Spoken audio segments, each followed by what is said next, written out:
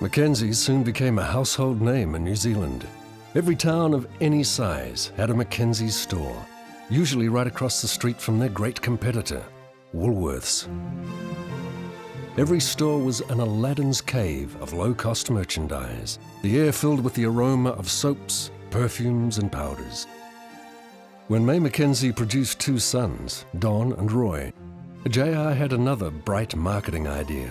He combined their names to brand the company's flagship line of underwear, Royden. For generations of Kiwi kids, Roy and Don McKenzie became, literally, the name on everyone's bottom. His McKenzie empire made JR a wealthy man, but he saw how many New Zealanders had to struggle, especially through the Depression years, at a time of minimal help from the state. So he put his money to work for others, setting up a youth education fund in 1938. While the nation's centenary celebrations went on, JR McKenzie made a big decision. He put £100,000 of his own money into a new charitable trust and announced that every year, 1/3 of McKenzie's annual profits would go into it as well.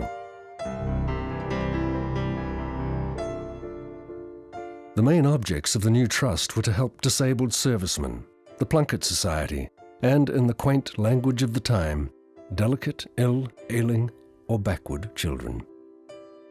65 years later, the language is different, but the objects are the same.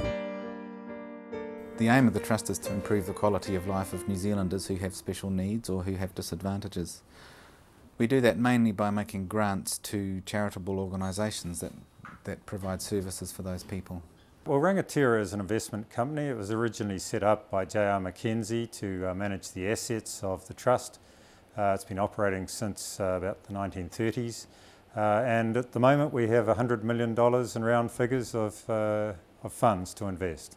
JR McKenzie set up Rangatira Limited, the investment company, as well as the Trust. Rangatira makes the money and we spend it.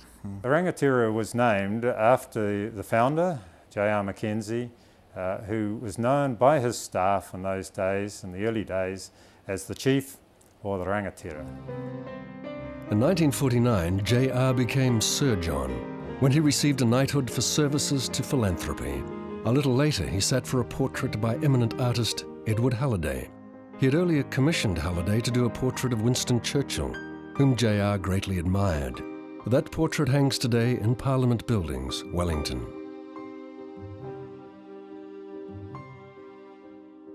In 1955, May and John set sail on a trip to England.